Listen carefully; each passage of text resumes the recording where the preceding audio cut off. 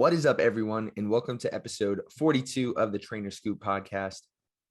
Today, I'm very happy to bring to you Alec Moore. Alec, say what up to the people. What is going on? How are we today? It's Friday. Beautiful Friday at that. Yes, sir. Alec, really appreciate you taking time to talk, man. I'm excited for the discussion, and we're kind of riding the high of several great guests lately. I kind of connected you. Well, I'm not sure if I followed you or Nick first. Was it the chicken or the egg? I think I've been following you for a while, though. Yeah. I do know that. Yeah. So Alec works as if you listen to episode 40 with Mr. Nick Newport. Alec and Nick are kind of boys. They work together, kind of like coach each other.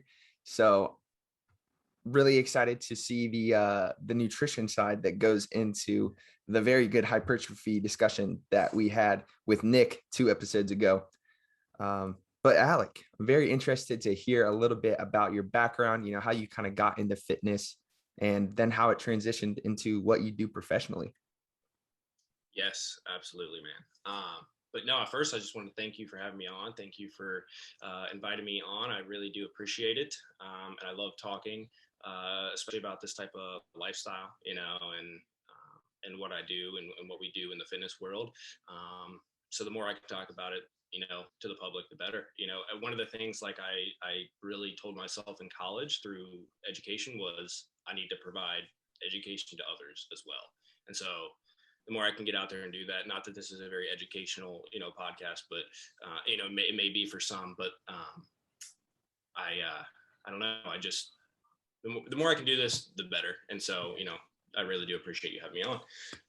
So fitness for me started, I was a high school athlete or an athlete my whole life, really, baseball, basketball, football, primarily. I'd say baseball was my main focus. And then I just really didn't ever get into weightlifting. I just wasn't naturally strong. Like, a lot of the other football players on the team at the time back in, school.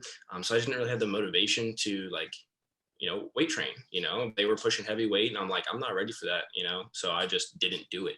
And then I found, my senior year of high school, I was like, I'm going to go to the gym on my own and not have somebody tell me what to do, and just kind of figure things out on my own, like feel things out and go from there, and then the mentality set in, like, I'm going to be the biggest man in the world. Little 145 pound me. And I was like, this is it. Like this, I love the way this feels. I love everything about it. And then I started like educating myself, training every day. Had a training partner, my best friend from high school back in the day. And then I obviously transitioned from high school to college, and that stayed with me. So, I'd go to the rec center at University of Cincinnati, like every day, which I believe is where I met 95% of my friends. I mean, my best friend right above me, living with me in Texas from Ohio is, we met, in the gym at UC. So, it's really brought me to where I am now, in terms of, professionally, socially, all that good stuff. And so the, what was it? Freshman year of college, I just got, much more serious about it. And then I basically fell in love with nutrition and was following more people on social media, educating myself more. And keep in mind, I was actually a criminal justice major at the time. So I didn't start out as a nutrition major or, a dietetics major. I didn't even know what a registered dietitian was my freshman year of college. And, I was just going to the gym, loving it. And then, one day I sat down at one of the cafeterias with my good buddy, Will. And we had a discussion about, what we wanted to do. I don't know what the topic was or what brought it up, but we were talking about what we wanted to do, how school was going. I think maybe that's what it was, how school was going. And we both were looking for like a shift. He was a year ahead of me. He was in his sophomore year. I was in my freshman year. We were both looking for a shift in our careers. We both just didn't feel like we were headed down the path that we really wanted to be down, like that our true passion was in, which this was only like 3 weeks into freshman year. And I knew that fast that criminal justice wasn't it. When I was like 3 years old, telling my mom I'm going to be doing criminal justice, like, you know, I'm going to be a cop and a fire marshal, or just a U.S. Marshal, you know, down the road. And then I got to college, started learning things. I'm like, this is not it. This is not giving me happiness. And so we just had that conversation, and he was actually transitioning after that conversation from registered dietitian school to PT, physical therapy. And he just talked about, you know, what being a registered dietitian is. And I, you know, little me, I was like, there's no way that's it. Like, you know, but at the core of that conversation, I was like, I want to change my profession, or change what my career may be. So education. And I want to help people with their lifestyles and with their long-term health.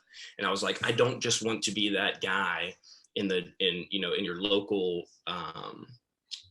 you know, gym, like a Crunch Fitness gym or something. I don't want to be just another personal trainer. I want to have a more of an impact, which nothing against personal trainers, they're great and we need them. But my way of thinking was like more just long term, and a little bit more like, what do people do more than work out, right? They eat more.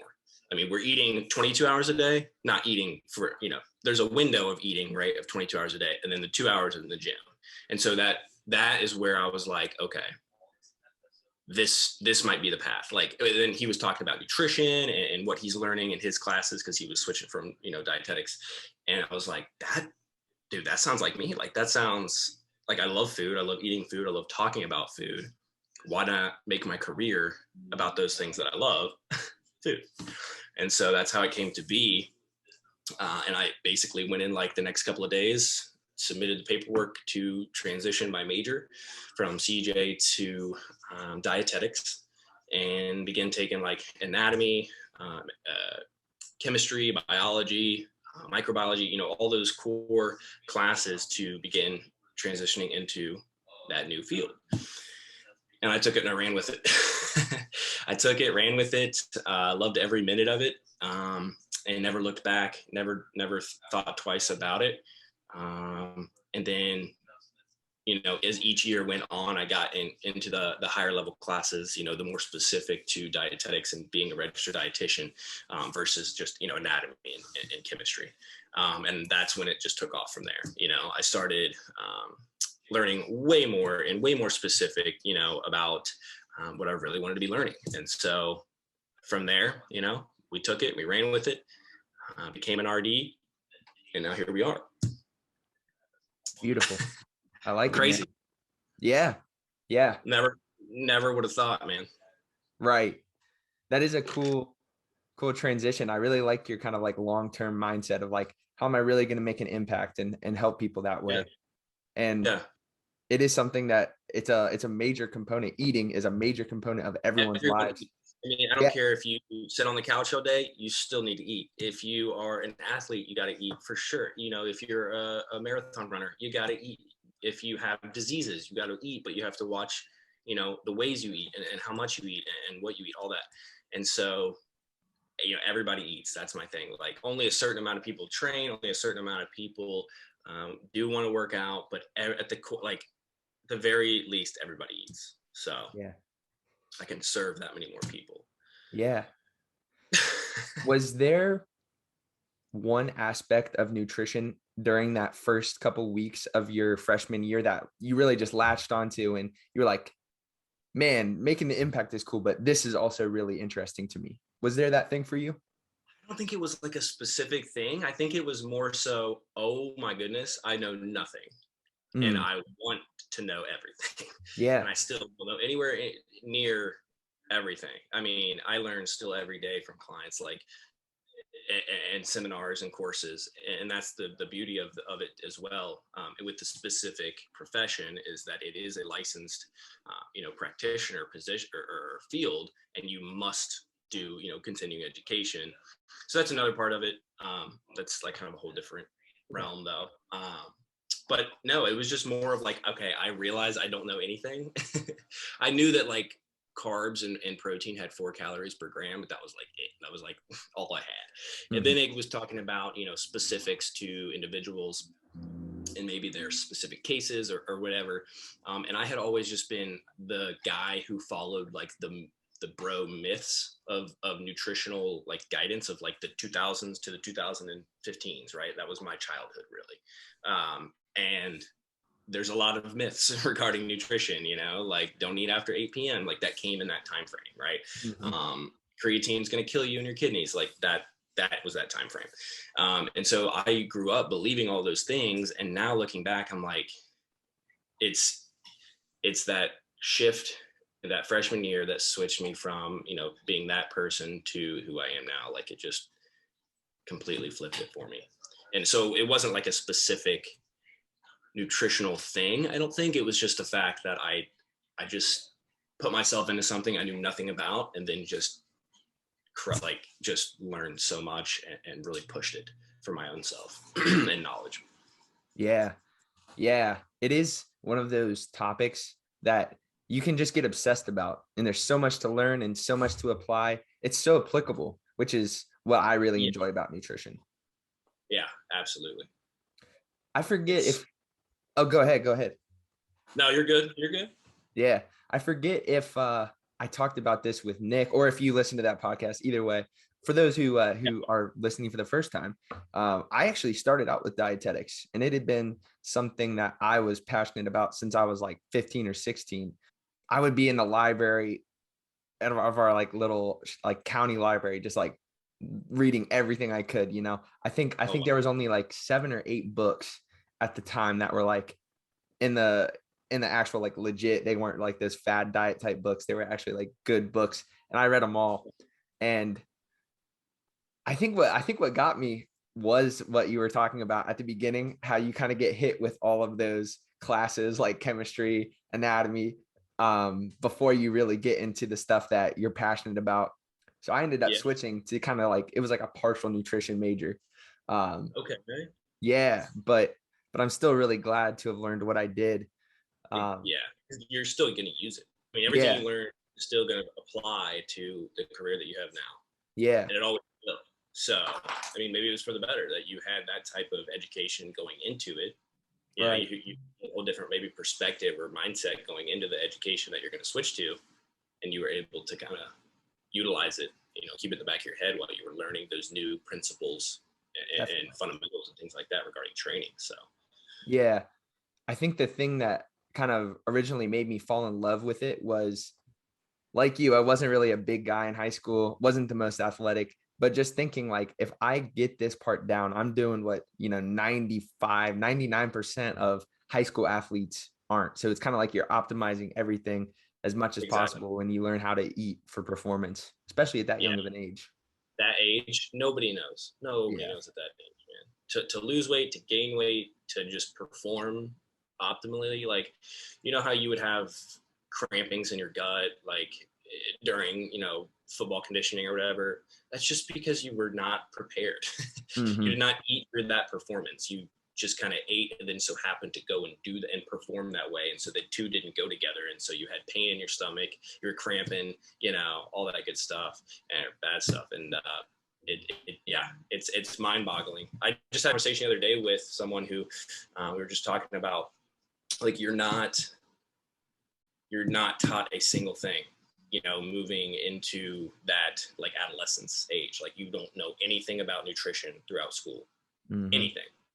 And so one of the things that throughout college, we had like these little idea things for like projects and stuff. And one of mine was like, let's get nutrition education into the core education of schools. Yeah. And it's just not a thing. And it's really embarrassing because I think that is the reason why our obesity rates are the way they are right now, is because we're just so uneducated. I mean, it's so simple. Nutrition, like how complex it may be sometimes, truthfully, it's so simple. Yeah. The basics of it, right? And we're in 2021, almost 2022, and still nobody gets it. It's just crazy to me. It's Hmm. so simple, and it's just because we're just not taught ever Yeah. from childhood. We're never taught, you know. just like finances. So many people come out of school and they don't know how to do their finances because we were never taught that. Like, yeah, they know social studies, great. They know algebra, but they can't, pay their bills, and they can't maintain a healthy body. It's like, it's crazy. That is cool that you've had the idea, and I'm sure, maybe behind the scenes a little bit, maybe it's still in your mind, working to implement that into the education system. Because personally, small school, my senior year was when I kind of realized I wanted to do dietetics, and I joined FFA, Future Farmers of America, for people who didn't have that in school, because there was a nutrition or a food science course. That's what it was called, food science. Nice. Which was pretty cool. Like it covered a little bit of like the production, agriculture, but also some of like the basic chemistry, the calorie contents of each macros, basic stuff, but really cool. And I wish that everybody would have taken that. Yeah. Just something as simple as that would have been, but it's so rare, right? I mean, I wonder how many people know of FFA and that are listening, Probably not a lot. Outside of that, maybe some schools had like a little like special class or like a one-time like auditorium education, which even that is rare. And so maybe like in my career, I do see myself going to schools and giving presentations. Yeah. Like honestly, sooner rather than later. Yeah. I'm already doing Zoom classes, not classes, but like a Zoom presentation on like 2 hours of just, here is what you should know at the very minimum with your nutrition. And so I've only done one. It was back in like March or April of this year. But I want to do more because like I said before, like that educational aspect of my profession, that's just one of the things we do as dietitians, right? We educate our clients, we educate our patients, we educate communities, and so that is something I'd love to do. Yeah, that was going to be my next question, man. You beat me to it. At the gym that I worked at when I lived in New Jersey, we had a dietitian, and she did a lot of community events that we would host at the gym, which was really cool. I would kind of help out because she knew I was interested. Yeah, so that's a pretty common thing that RDs do, though, right? Oh yeah. Mm-hmm. Yeah, that's really cool. I don't know. We have the answers, and we just want to. They're so simple that we want to just get them out there, like, and we want to dispel the all the myths too. We just want to provide accurate education, and not the BS that's out there all the time. Definitely. The misconceptions, especially nowadays with how accessible the internet is for the kids and stuff, and they'll listen to like one of these TikToks that's like 99% the opposite of what you should be doing with your nutrition, and I don't know, I'm trying to at least be the one person that tries to intervene and cut that out. Yeah, very cool. Yeah, definitely I have some more questions forming. Like it's just a ongoing thing, man. We're good. I love it. Let's keep it going. But before we get into it, I want to hear a little bit about that process of after undergrad on the way to securing that RD license. What was that whole process like? What were your maybe favorite parts or least favorite parts? Definitely interested to hear about it.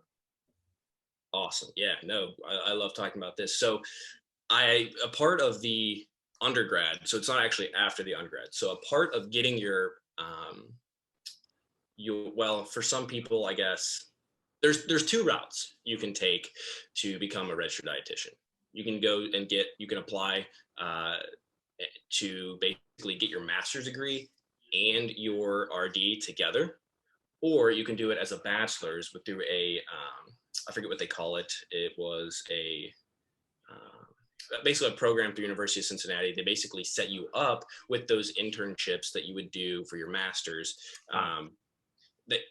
They made it a lot easier for us. I completely forget what it was called. It starts with a C. Totally forget. I don't know why I forget. Did it for like 4 years. But they basically set you up with your internship rotations, which is a part of, like, you can't get your undergrad, you can't get your degree until you finish those. Like, it's 1,200 hours. Now in 2024, you're going to have to get your master's first. So I was kind of like grandfathered into that part where I could do it with my bachelor's. And I just didn't want to move out of the area, right? So to apply for these master's programs, like, people were applying in Alaska for just to get their degree in dietetics and become a registered dietitian. And I'm like, there's no way I can afford that. Like, first of all, they don't pay us for these internships. Not one of those 1,200 hours is paid. It's all free, plus the projects that you work on in between. It's basically a 40-hour work week plus projects, and you don't get a penny for a year. I mean, so I was like, I got to stay, in this area and do it. And so luckily I was like, oh my goodness, they have this type of program at the school I'm going to. So I'm definitely going to apply. I don't know how many applicants they took, but I do know that they only take 30. So, like, they only approve 30 for the program. And I was one of those 30 and got in, and I'm like, this is perfect. Like, this is exactly what we're going to do. Like, I'm not going to have to move out. I'm going to stay in Cincinnati, go through their program and become an RD through that. So that's what I did.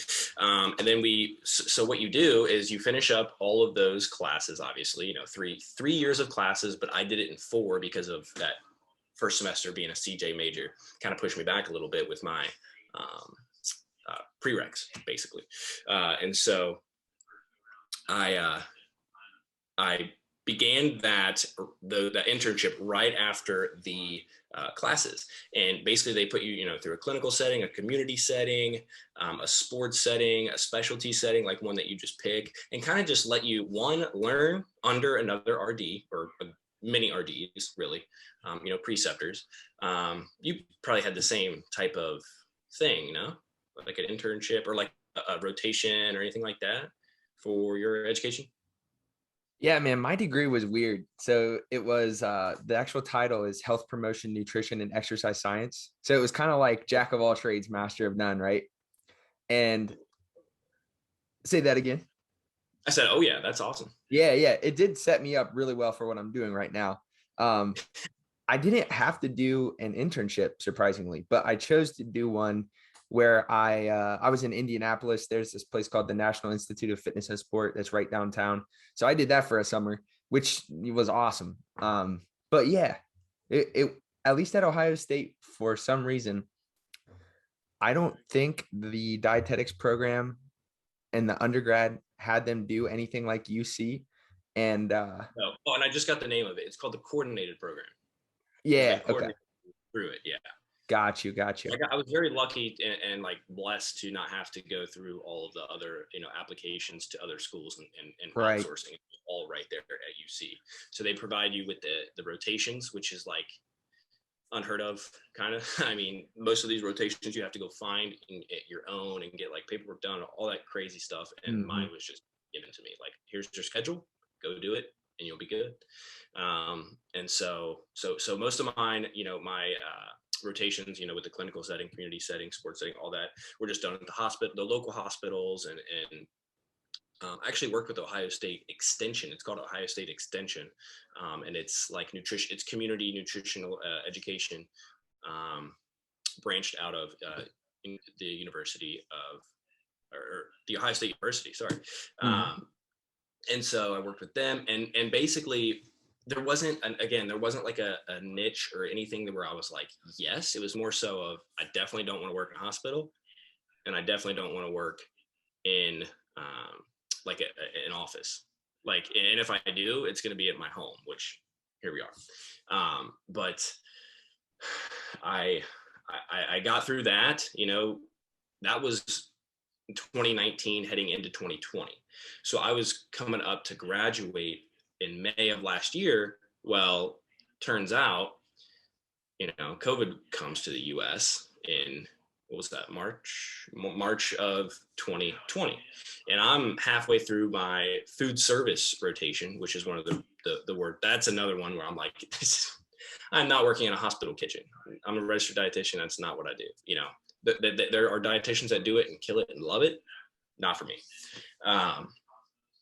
And so there wasn't one thing where it was like, yes, this is what I want to do. It almost just taught me what I didn't want to do, which then allowed me to be like, okay, this is what I want to work with, and this is how I want to do it.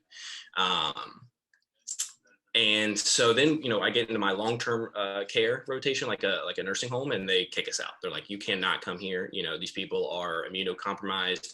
We don't even know what's going on with COVID right now. That was still when it was up and coming. Every day there was new news of like what's happening in the world right now. It's every 15 minutes was almost like a new notification of, okay, this is a new plan. This is the new plan. And so finally they're like, no, just get out of here and you can't come back. And so I didn't think I was going to graduate. I didn't know what was going to happen. I didn't think I was going to get my hours.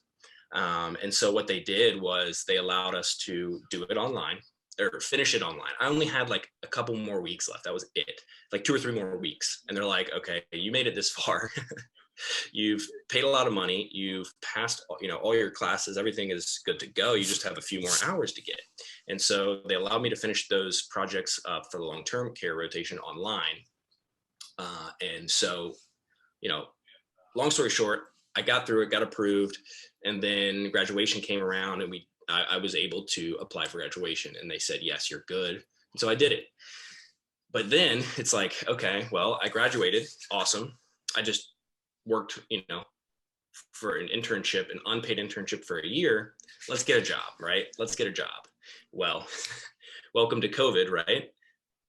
Again, there's nobody's going to hire you. I mean, nobody wanted to hire me. I had applications going out like daily to just literally anyone. I was just trying to start earning at least like any sort of income would have been great at the time. And so I ended up resorting to Ubering and lifting, which even then was a little scary with COVID, but it made me some cash and I paid the bills that way. But it was to the point where I was like, what do you want us to do as dietitians, or really anybody coming out of college looking for a job at that time? So I thought I was just going to, be jobless. And so, but at the same time, I was also studying for the RD exam. But then since COVID happened, they pushed the RD, like you couldn't get in to take an exam because they weren't letting people go anywhere, during quarantine. And so I was just studying at home during quarantine for the dietetics exam to become a registered dietitian. And there was just unknown of when we could go in and take these exams. And so finally we heard back and I got it scheduled, took it in September of 2020. So a few months after quarantine, studied up, got it, passed it. And then basically was like, well, I still don't have a job.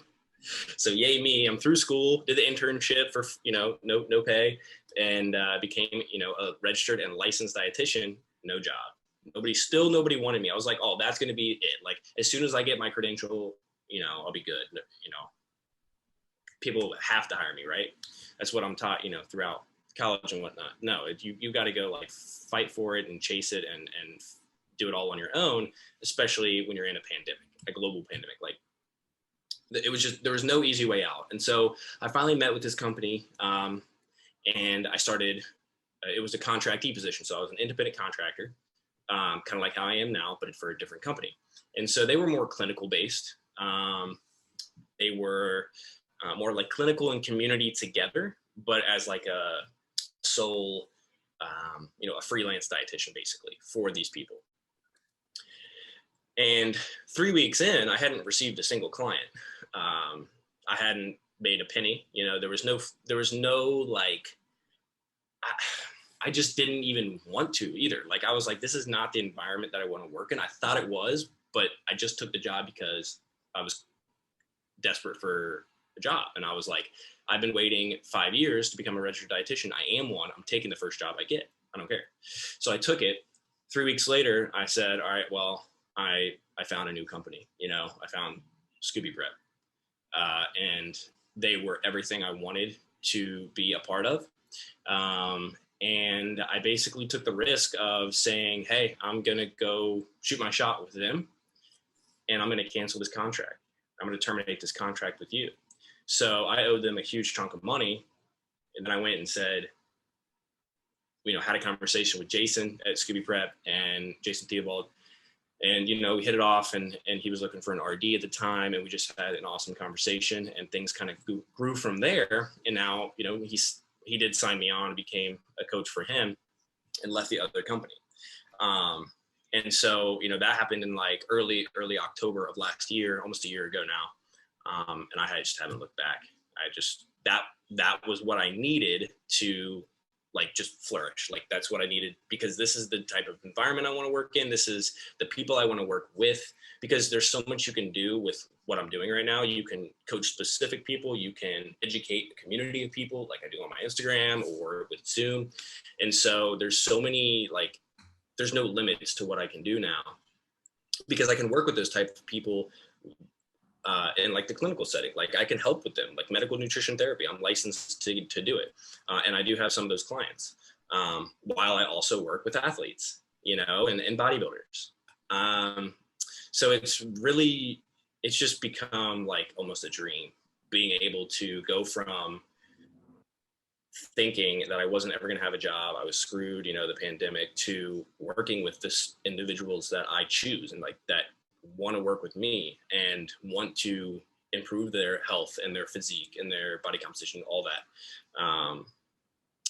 And then they go and tell their friends that they're working with me, you know, and then we all work together, and it's phenomenal. Like it's literally almost a dream. It's crazy.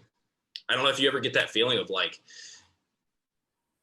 I'm really doing this. Like we're doing the things we love and making a living out of it. Like it's crazy.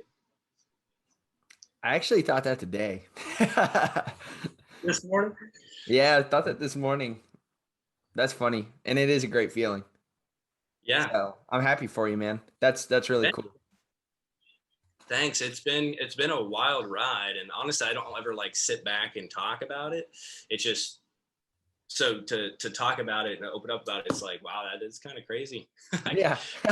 you know, criminal justice, you know, and then there was so much unknown, and then the pandemic was unknown, which for everybody, I'm sure it was very difficult, and I'm sure people have lots of stories, but that's mine. Yeah. No, that really sets the scene well. And you actually transitioned that extremely well. You make my job as a podcast host simple because you talked about the Scooby Prep stuff. So I'm really interested to hear maybe an example of what a day in the life of working with that company is like. I know you mentioned some of your like examples of clients that you work with, but yeah, I'm really interested to see like how you kind of fit in that organization, because I looked up the website two nights ago, and it's pretty big. Lots of coaches. It seems like they have a pretty wide reach, good Instagram following with some quality content. Follow Scooby Prep if you're not operating a heavy vehicle of any kind. Check them out on Instagram. But interested to hear about kind of like how you fit in that piece of the puzzle. Certainly. No, great question, man. So I have followed Scooby Prep, you know, Jason Theobald. He does podcasts. Has been a coach for 15 years. And so I've followed him on Instagram and through his podcasts for years. I mean, ever since I switched into like the bodybuilding world, you know, competing and learning more about nutrition, all that, and just getting into the fitness world. And he was in that area, right? He's in Independence, Kentucky. And so it was like more local, and actually used to go to the same gym as him at Newport, the Newport Crunch. Oh yeah. We both, and I didn't know who he was at the time, but I was like, who is that guy? Like that man is insane. And you know, we come to find out it was you know, IFBB pro Jason Theobald. So it made sense. But then I just started learning more about him and what him and his coaches and his team are about. And there's two worlds to bodybuilding. You know, there's bodybuilding, and then there's the functional health aspect of what goes on internally, right? And it becomes extremely vital in the lifestyle of bodybuilding and the world of bodybuilding. You know, there's extremes to bodybuilding. And when you push extremes to the human body will fight back. It, you know, it likes homeostasis. It likes to stay somewhere in that middle round. So when you push extreme over here and you push extreme over here, you kind of mess with the body. And so he's educated himself over the last several years on the functional health aspect. And that, bodybuilding and the coaches and the whole industry, that was the missing piece. That was like, it was either bodybuilding or fitness. And he has like merged the two almost by bringing in functional health and internal health of hormonal imbalances, thyroid, adrenals. I mean, when you start talking glands and hormones and things, it becomes kind of, it's crazy to see what's out there with what happens to bodybuilders. And I'm not saying all bodybuilders, this doesn't happen to everyone. It can happen with this sport, with extremes. And so he educated himself and just really took a dive at it. Was like, holy crap, this is why some of my clients aren't succeeding or having issues, like arising health concerns. And so he basically took upon himself to learn all that. And then he began applying it. And the application worked phenomenally. Like, he started killing it. He started getting those people that were stuck or had some concerns, and was helping them through that. And so all while talking about that on his podcast and talking about that with his business. And I was following that throughout that time. And so that made me more interested in learning about it, all while I was still learning about that functional health and stuff in school. Like, we learn a lot about functional health in dietetics, the major of dietetics. And so it really resonated with me, and I wasn't really following anybody else that was talking about it. And so that's why it like kind of sparked in my head. Like, I really like this company. I really like him and what he's talking about and what he believes in with, overall health and bodybuilding, and bringing them together. And so I just was always paying attention to him and learning kind of with him, but he never even knew about me at the time.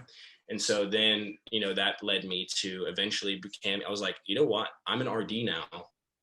Let me have a conversation with him, like, let's see if, something fits to where, I can either mentor under him or even work with him, as a coach. And long story short, I mean, we had a Zoom meeting and things went really well. And I attended some of his classes, learned even more from him. And then he brought me on as a coach.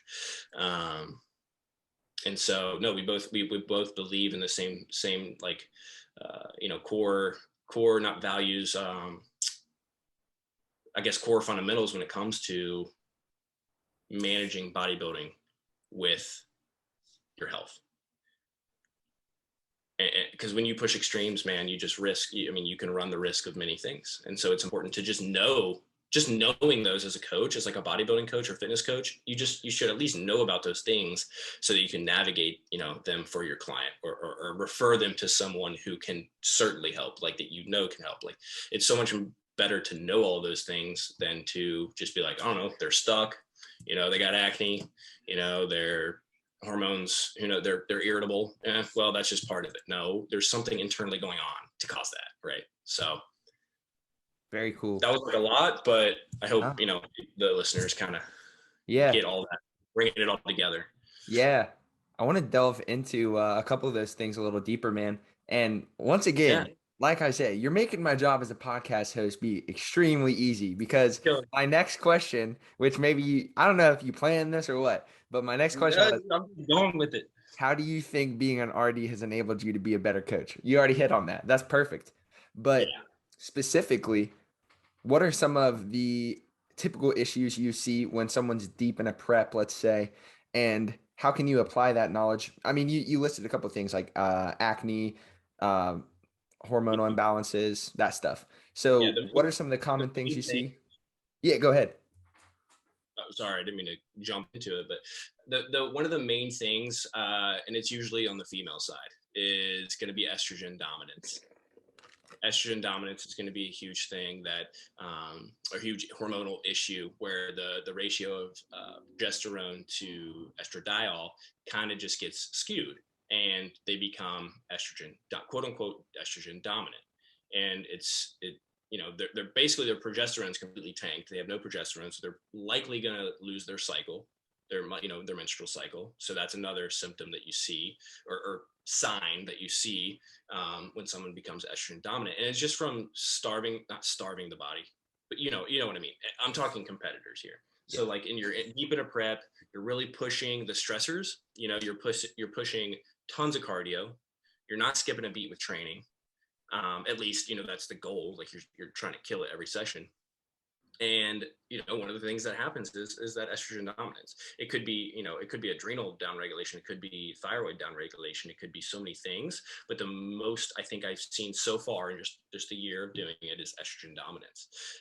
It's very present. It's very apparent. And many coaches just kind of don't get that that's a thing. They'll say, oh, you can get, labs. Like, no, labs are the foundation to your health. Like, they show us everything that's going on internally. And that's what's showing up externally, right? That's what's showing up on the outside of your body. That's what's showing up in your mood, your bowel movements, your eating habits and your cravings. So many things are caused by the internal lab values. What is in that balance and what's not. So yeah, I don't know where I was going with that. Yeah, no, that was good. What are some of the tactics you apply to kind of smooth and ease that process out as much as possible when someone's in that situation? Yeah. The biggest thing is bringing down those stressors. And people just don't understand how stressed they truly are, because they think stress is just like that mental, like, oh my God, I'm stressed out. That is, just because you feel stressed out doesn't mean that's the only time you're stressed, right? There's 4 types of stress, and that's just one of them. So we try to bring down the environmental stress, the physical stress. So cardio, bring it down as far as like intensity and duration and frequency. So just bringing all those down. Training usually goes from 6 days a week to like 3 or 4. So we just get the body, try to get it back into like a homeostatic state to where their like stress bucket isn't being like overflowed. And so they can just manage their stresses better. They can focus on other things. They focus on more fun things. And it's crazy what that alone will do to the body and how the body will respond in terms of like cortisol, adrenals, all that. But then from there, there are some diet modifications, some supplementation that may be incorporated as well or implemented to combat those skewed labs or whatever the case may be. And then there are more specifics as far as like if, which condition, you need to take which route. But, for the most part, it's bringing down the stressors, getting calories back to a minimal or a more ideal intake to get out of that stressed state, because calorie deficit is a stress in the body too, and it's a balance of all those things, and then it's a waiting game. So I usually recheck labs between 8 to 12 weeks. I like to do 8 and see if those changes that we made an impact on those labs, and most times yes, but sometimes require a little bit more of a waiting game, right? So maybe like 12 to 16 weeks. Okay, things are getting better. They're not going to, get better right overnight, and that's really with anything. But yeah, that's the main thing. It's just trying to bring the body back to homeostasis, get back to that relaxed state, the more parasympathetic state. Because if you've ever gone through a prep, you know that it just gets more intense each week. You're on lower food. You're really just pushing the training. You're spending hours a week posing, which is like flexing your body and just getting that down. That's a stress. And then the stress of, oh my God, am I going to perform well? Of getting all your stuff ready, like your gym bag or your traveling or your hotel, your plane ticket, all of those things. And then you come out of the show and you've got all these things wrong with you. And so we just kind of work week to week to make sure that we get back to normal life. We get back to not that bodybuilding focus and make sure that health has returned optimally. Great answer, man. You killed that. For an individual who's looking to become competitive and kind of approach it optimally, as you described, what are some of the major indicators you look at on those labs? For optimal health? Yeah, like as it pertains to competitors. Specifically competitors. Well, the first thing would just be your normal like blood panel, like a typical blood panel of like your cholesterol, HDL, LDL, all of those things. Blood glucose is huge because it can tell us a ton of things. It can tell us, it can just tell us stress. Like if it's if it's running high 90s, that's probably a sign of some stress, unless they have some other, insulin resistance type of things going on. But so I would say, a normal blood panel, fasted insulin and blood glucose. A1C is always important. It's like it's your 3-month, basically your accumulation of you know what it is, and a little bit of hormonal panel as well. That's going to be huge. And honestly, so there are some comprehensive panels you can get. One's on life extension. There's so many companies that do them, but life extension is the one I use the most, I think. And there's a comprehensive panel that's the panel I usually go with.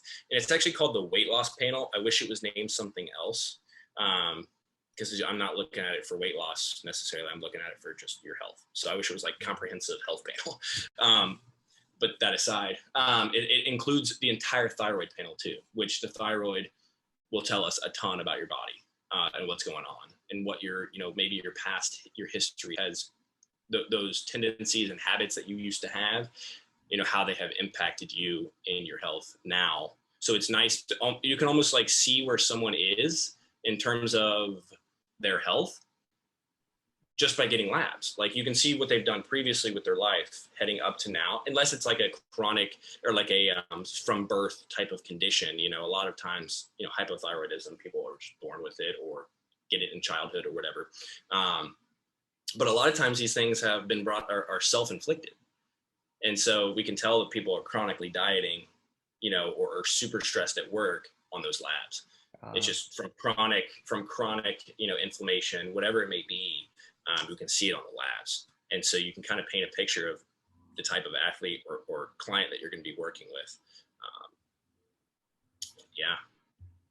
Based on labs. That's cool, man. And I think it just goes to show the value of having you on the team at Scooby Prep, or the value of working with someone with your credentials if you're a serious competitor, because definitely, I would say while they have experience, just like your knowledge is kind of what like distinguishes you as a prep coach. And that's cool. And it would be great to have in the pocket of someone that's serious about all this stuff. So, work with Alec, for Christ's sake. Let's go. Appreciate that, man. But no, it's, I don't know.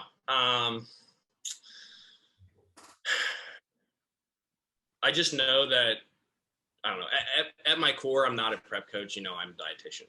And so knowing what I know from that education alone and what the body can do and is capable of, both positively and negatively, I just know that there's more to it than just physique.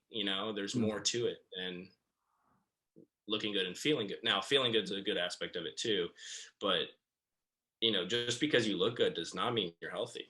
It just doesn't. And so there's so many more other things that you got to know that go into it.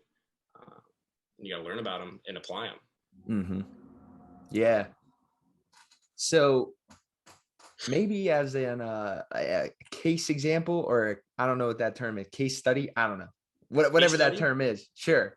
We'll go with it. I don't know if it's going to apply, but let's say, I doubt he would mind if we talked about him. Let's take Nick, for example, right? Okay. He was discussing how he worked with you and how it was like a huge help for his process as he was at like the Kentucky something was the show. He did the natural. So okay. Gotcha. Yeah. And he won. So obviously it went well. It was his first show. He killed it. Yeah. That's pretty crazy. So what were some of the things that, you implemented with him? You don't have to go super specific if that's kind of like the secrets of the trade or whatever, but maybe some broad examples of what you worked in with him as he prepped and had great success on the stage. See, so this is an example of me not getting labs. So I knew he was a healthy individual, and he had no concerns. Things were honestly impressively, going well with him. He actually suffered from a little bit of a back injury in the first 3 weeks of prep, right Yeah. when we were trying to get, things really rolling for him. And that's another thing is I don't normally just prep somebody. But I knew Nick and I knew his training and I knew that he was like 203 or 5 when prep started. Like I knew he was eating. And I knew he had been eating, so that's the type of thing, like that's a whole nother, subject of leading up to prep and preparing for the prep. It's literally called the prep before the prep. Mhm. We didn't need to do that with him because he had already kind of done those things on his own. And so I was like, yeah, let's do it. You're going to absolutely kill it. You have a great physique. And it was his first show. We were really good friends. It was actually my first competitor too. So it was almost like an experiment, but at the same time, it was just so easy for both of us. Like we both were just so into it and so attention to detail because it was both our first time. It was his first time competing. It was my first athlete on stage. And so we just kind of, we ran with it. And we started him out on a very, very, very high intake of food because I knew he was eating plenty and we had a fuel of 205 pound, training 6 days a week individual who burns up some calories. So we put him on a really, really high intake to start. And I believe, right away he started losing a little bit. But then he got that injury and he wasn't able to train as often. So he had to alter his intake to kind of manage that or balance that or account for that. And so what we did was we pulled carbs like way down, pulled fat down, left protein the same so we could not have to worry about like adjusting protein, make sure his intake was consistent. That's a huge part of protein intake for prep is just consistency. And so we left that alone and he actually started losing a little bit more weight too, just from that. And while still managing a lower back injury. And so finally he got, cleared and approved and started feeling better. And so we ramped up his intake back up. And this was at like probably 16 to 18 weeks out. And then from there, we were just basically dialing in each week. Okay, you lost this much, this week due to this change. What should we do this week? And so it actually got to the point where I had to feed him like 100 more carbs than he was, protocoled for. So like say, we did Sunday check-ins with him. So he would get his numbers on Sunday. And then by Wednesday or Thursday, he's like, dude, I'm down like 5 pounds from Sunday. I'm like, dude, Whoa. doing no cardio too. He wasn't doing any cardio. And we really weren't on low food. Like we were still pushing high 2000s, low 3000s for calories. And so I was like, all right, 100 more carbs today, 100 more carbs today, we'll see how it goes. And that kept him full too. So that kept him training well, performing well, recovering well. So that's another thing that, is just paying attention to not just at check-ins, but people or athletes' weights and performance and recovery throughout the week too. And this is specifically for prep. And so he kind of wanted to get shredded, right, for the show, but also stay full and perform well. And so I think we did a really good job of managing all that for him at that time. Because, there were sometimes I'd give him 100 more carbs a day or 75 or 50, and then he would just go have a killer session and just burn through those carbs. And so from there, we just took it week to week, and there weren't too many implications, like any hormonal issues with him. Like I said, it's mostly females that you're going to see these issues with. Really, and if we do see it in males, it's actually a little bit easier to fix and manipulate too than females. Yeah. But then, we peaked and I was there for it. It was fun. He took first in novice, or took the novice overall, took first in open, first in true novice, and then first in open, and then the overall. He took it all. So he got 5 W's out of 5, and it was awesome. Yeah. Shout out to Nick. Yeah, shout out to Nick. That's cool, and it makes you look good too. It did, but he's the one that put the work in and made it happen. And he was so like to a T with all of his protocols, and that's another thing. It's just so many people that compete aren't 100% on it, even though they tell you they are, and you can just read right through it.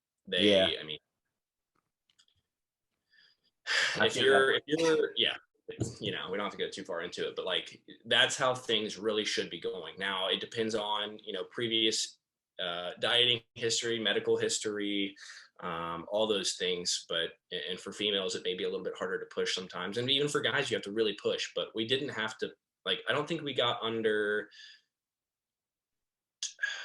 like 250 carb for him. I want to say that might not be right, but we didn't have to push too low on food, and we got him shredded and stayed full. And that was the goal. That's But it's impressive, man. so specific to each individual. Like it's that will, and even if it's the same individual and it's just the next competition, like who knows, it may be completely different next time. Maybe you'll have skewed hormonal panels or blood glucose out the roof just to stress. Like so many things go into each prep. Even for one individual, each prep will be different, you know, in terms of intake, hormones, you know, overall health, you know, obstacles in the way, limitations, you know, it's just always going to be different. And so it's super important to just dive into that one situation at that one specific time and kind of go with it into the show for each individual. Definitely. Yeah, man. I have one more prep question for you, because I know as I'm learning, you have a lot more to offer than just prep with this whole RD thing. Yeah. And it's crazy because most of my clients are actually lifestyle clients. Yeah. Believe it or not. That's what I guessed as we were talking, because it just makes sense. Because you have a lot to offer to that. But last prep question is, because like in that example, Nick came in pretty full, pretty shredded. Did you have to, or did you try to employ a lot of those like peak week techniques of diet manipulation, you know, manipulating carbohydrate intake, fluid intake? So the main thing with peak week is that people just don't understand is that it's mostly keeping things consistent. Yeah. Not too many manipulations, especially with water and sodium. When you start playing with those, I mean, you're playing a risky game, you know, of, okay, I'm going to look watery as hell on stage, or maybe I'll look shredded. But either way, I might be flat. So no, we just ran basically a consistent, not a backload, but kind of, no, it wasn't even a backload. We just basically had our baseline carbs and then increased marginally from there. And filled up each day. And so he would send me like fasted pictures in the morning. And I would see if he's, you know, how lean he is each morning, and then how much he's filled up from the previous day. And then some nights I actually went over to his house on like the Wednesday night, Thursday night before, or something like that.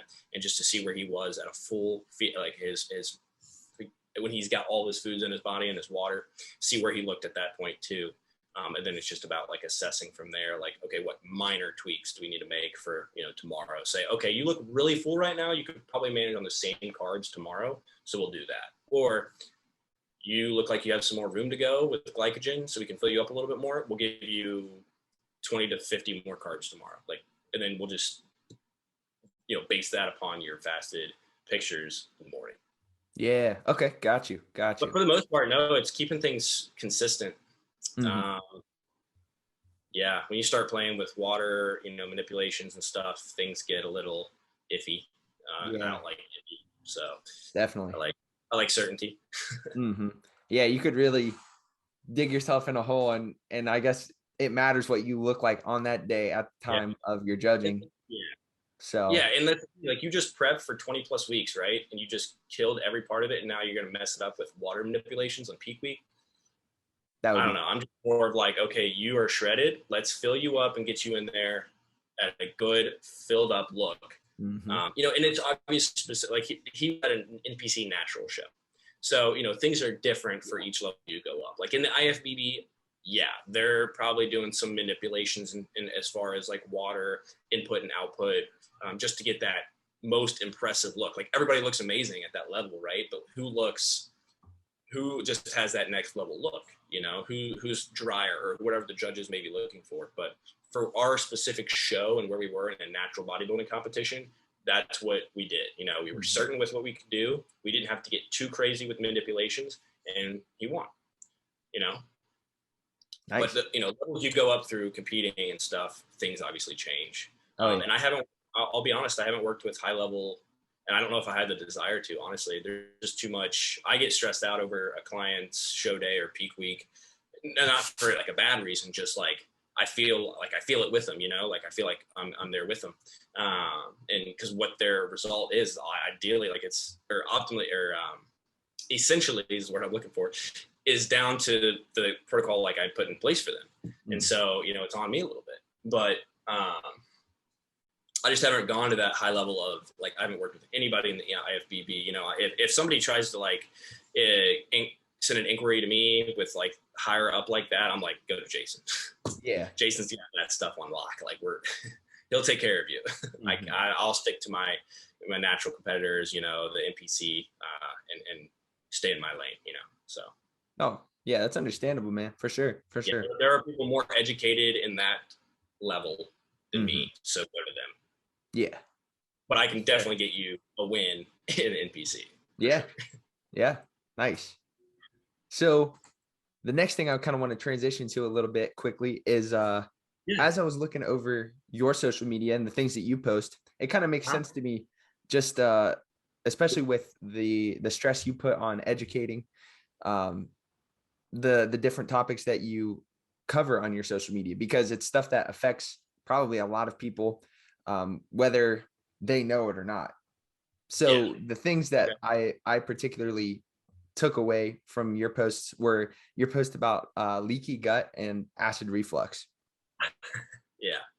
So I guess first and foremost, what made you select topics like those? And I'm interested to hear kind of like quick little applicable takeaways that people can get from your learning. Yeah. So the topics and the reason that they are posted in the order that they are, we actually have with Scooby Prep, right now we have like a post schedule.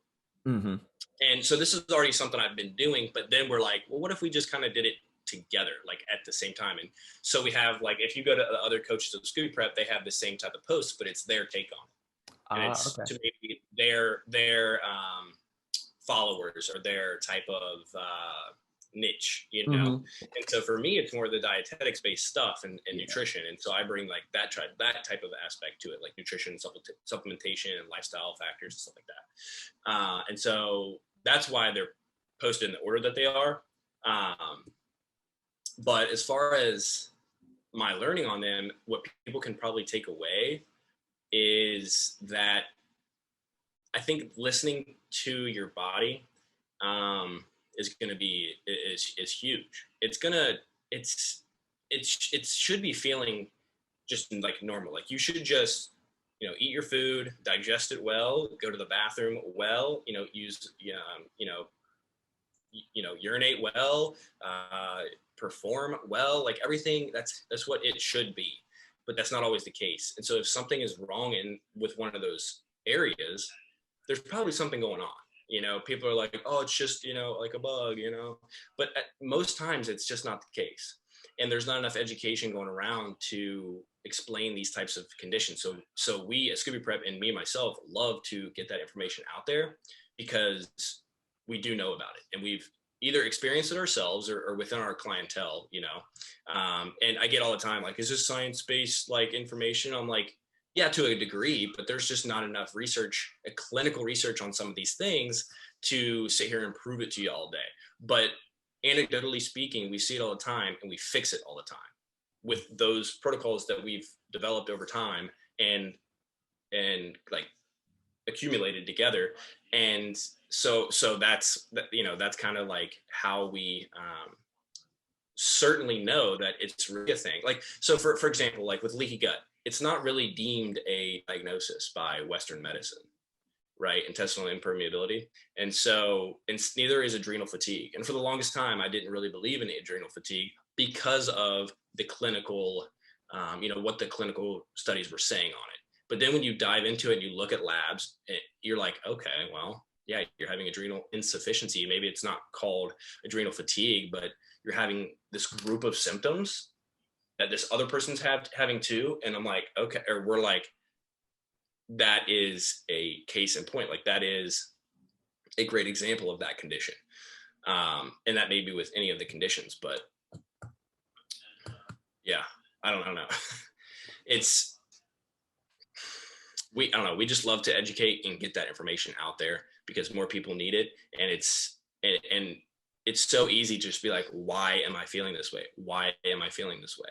And then to scroll through Instagram and be like, there's my answer. I literally found it by scrolling through and following this random, dietitian or coach who just reads up on this stuff and knows this stuff and works with this stuff, and sees progressions and can implement that and take those type of like strategies and stuff and put them into other people's lives and then have them flourish. Like and it's not all anecdotal, but a lot of it is anecdotal, and it's, I don't know, it's taken off from there. Like there are many things within the body that should be feeling normal and they're not. And so we kind of dive into those, learn about them.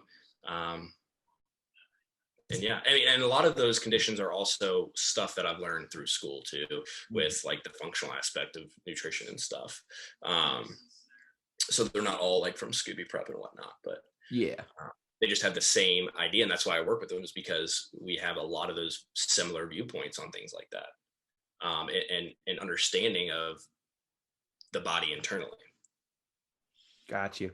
Yeah, it's cool to hear a little bit about that process and to know that, kind of like it comes from those anecdotal experiences of things going wrong within a person's life, I guess. Yeah. But I was really impressed when I saw that leaky gut post, because I'm like, wow, this is bringing stuff that I kind of forgot from school. Yeah, dude. When you were talking about like the what's the term? The gut membrane. There's a better term for that. Microbiome. That and The I intestinal wall. Yeah. And like how some things can pass through and cause GI distress and all that stuff. Yeah. And then seeing your graphics was cool. And it reminded me of like, damn, I should brush up on this stuff because it really does happen. Oh yeah, that's the thing. And what's arising right now with like the gut, it should have been found, like this type of information should have been known hundreds of years ago. And people just try to, I don't know. And I don't know. I just have a lot of opinions on, these types of things nowadays and what people say about them. And no, people are experiencing these problems. They're not making things up. And you got to know how to address them and take care of them. Because what are you going to do? You can send them out and refer them out, but then they're going to go somewhere else and you're not going to be able to take care of anymore, because somebody that knows more than you about that specific thing is going to be able to take care of them and provide for them. Mm-hmm. So, or the alternative could happen where they go to someone less qualified who promises a quick fix, and it doesn't do that at all. Yeah, like a tea, like a little laxative tea, and then classic. Yeah, definitely, man. I feel like I could ask you questions from Alec the RD all day. I could go all day, but I kind of want to do down the road. I want to do a part 2 where we just get into a lot of this stuff. Because I want to be conscientious of your time, man. Oh no, I have time. We can talk. Good. Well, I'm interested to hear kind of like what's next for you personally. As I was reading your profile on the Scooby Prep website, one thing I caught was you're looking to grow, looking to put on some size and all that. Is that still current? Are you still gunning for that, or how's that been? I do want to compete again. I did compete in men's physique, but I want to do another show, and I want to do classic physique. Nice. And it requires a lot more size, right? Especially to the lower portion of your body, legs. And so I have been working with Nick since like January, and we've been destroying my legs, and it is so fun, and to see them actually grow for once in my life is phenomenal. And I want to be able to be judged on that in a competition, so I'm trying to shift into that now. I was thinking spring 2022, but You know, I had 2 shoulder surgeries last year in 2020, along with all of the other stuff I had mentioned earlier in the podcast. Man, that was a crazy year. Yeah, it was a crazy year. 2 labral surgeries put me out of my favorite, you know, hobby and, you know, and my lifestyle really, along with everything else. But yeah, it set me back like 9-10 months of upper body. So while I wasn't able to train during that time, I was also losing the size that I had put on previously to that time. So basically just starting fresh upper body wise. But I was able to still train legs to like a 70 to 80% max during that time frame, because I had like a sling and stuff on my shoulder, but I could do, you know, leg extensions and curls and calf raises, things like that. And so I just made it a focal point of my training in 2020 was to get the legs up. And then we took that like foundation, and now we're just going all out with it this 2021 year, since I'm healthy again. And I just don't feel like I'm in a spot to prep. I have not gotten that size back upper body wise that I really am looking for yet. And so I was thinking spring, but now I'm thinking probably fall of 2022 at the earliest, and just kind of see how the upper body continues to respond, and see if it matches up to the legs. Because the legs have just kind of like taken off as my strong point when they were one of my weakest points. And so now I'm trying to catch the upper body back up. But when I feel comfortable, and Nick and I, you know, we do talk once per week, or even honestly 2 to 3 times per week. When we feel comfortable with posing, when we feel comfortable with size, then we'll go for it. You know, I'm not worried about conditioning, and that can always get there, but the size and the posing must get down first before starting prep. It's just has to. Yeah. Very cool, man. Yeah, that's the goal. That's the goal, to just keep growing. You know, natural. I am a natural competitor. And so I'm really just trying to push the growth with food and hard training. So however long it takes me to get that done, then that's when I'll compete again. Oh yeah, man. And best of luck with that. I have no doubt that with your knowledge and with Nick behind, you know, Nick on your back, Nick helping out, whatever, it's going to happen one way or another. For sure. I mean, I was always that guy that was just going into the gym until I competed. This was before the competition. It wasn't just Nick, but, you know, I used to be that guy that just went in and did whatever. And while that works for a while, one, it's just not optimal, right? It's not efficient. You run risks of just so many different things.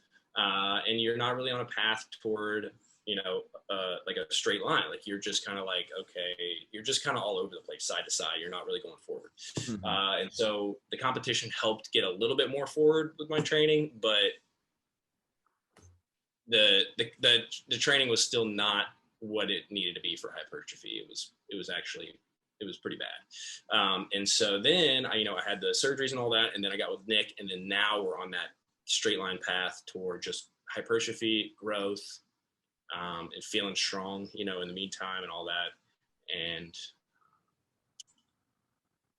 yeah, Nick's been killing it. Yeah. We love to see it, man. We got all the guests of the Trainer Scoop podcast succeeding out here. It's a great thing to see. You said this is 42, right? Episode 42, man. Nice. It's a lot of episodes now that I think about it. I'm like, damn, I put a lot of time into this. But yeah, I love it. It's cool. Yeah, you love it. I was gonna say you probably meet some really cool people, get to have great conversations. I mean, we've been on for what, an hour and a half almost. Yeah. And keep going. Right. Yeah. The cool thing is, like, I may not know everyone, but I feel like I can connect like so well with people through this platform. Yeah. And I hope that like my guests and then the audience kind of see that as well. With a lot of podcasts, I see people just like grilling people with questions. But what I like to do is stuff like that, like ask you about your goals, get to know the person a little bit. Sometimes I'll like fuck around and ask people hot seat questions, ask people their favorite Tinder pickup line. Like, I don't know. It's all over the place, but it's a good time. That's cool. That's the cool thing about it. It's your podcast and you can run it how you want, nobody's telling you, no, it's got to be drilling with questions, or, you can, it's the Trainer Scoop with David Martin, like you can do whatever. Yeah, buddy. You can connect with so many people, so many different like aspects and perspectives. And like last week's was more like research and what he's authored and stuff. And Nick's with the training and hypertrophy, specifically like hypertrophy training, and then me with the RD. I love it. Yeah. I love it. You can talk to so many different groups and learn so much. It's like almost free knowledge game. That's what it is. That's what it is. You figured me out, man. Nah. That's so dope, man. I love it. Yeah. I appreciate that that introspection as well. It's that is cool to think about. But Alec, man, in order of being time conscientious, want to make sure that you can get on with your day. We could talk. I feel like we could talk for a long time, but I mean, we're probably gonna have to extend this onto a part 2 in the future. Really appreciate your perspective and just kind of elevating the podcast by bringing an RD on. This is my first time, so really cool. That. I don't know, you're hyping me up. Nah, it's all well deserved. So appreciate it. Thank you. Before we head off and you get to your DMV appointment, there goes my light. It died. Oh. That's how you know it's time, right?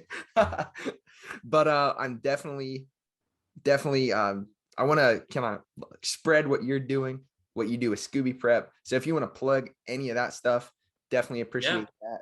Get it out there for the people to learn. Yeah. Awesome. Thanks, man. So, website, you can reach us at Scooby Prep, www.scoobyprep.com. You can submit inquiries there. My IG is at Alec_RD_Scooby Prep. I post, educational content, things you might not be thinking about, or, things that you may be going on in your body that you may not even know about. And some client, results and wins, my own, maybe wins and stuff like that, losses too. So yeah, IG, website, and that's my main two for, new meeting new people. So online. Definitely. One thing that I like to ask people, but I've been slacking on, and I feel like you're going to have a great answer. I always like to ask some of my guests, what are your main go-tos for continuing education so you can continue to elevate? And I feel like sharing that, spreading those good resources is great for the people. Certainly. So, books are going to be great. But if you're looking for did you mean like continuing education credits or just evolving your knowledge, like just learning? Let's go with learning, evolving that knowledge. Okay. Yeah. Okay. I think that's better. So, books on topics that you might not know about, or that other people have recommended that you follow. That's going to be huge, of just getting like a new perspective on so many things. So that's huge. And then following the right people. So following people that you really like resonate with or relate to.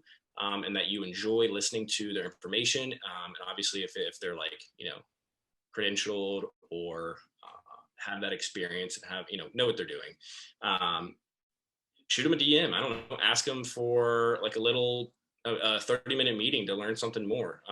You'd be surprised at what you can get with a DM, I don't know if I would have the Scooby Prep coaching position if it wasn't for a DM. So, and essentially an email, but shoot your shot there.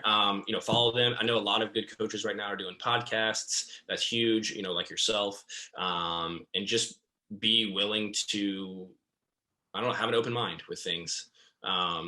So reading, online, reading books, listening to podcasts, and then following people, with credentials, or following people who have a really specific niche, like Lacey Dunn, Faith and Fit, at Faith and Fit on Instagram.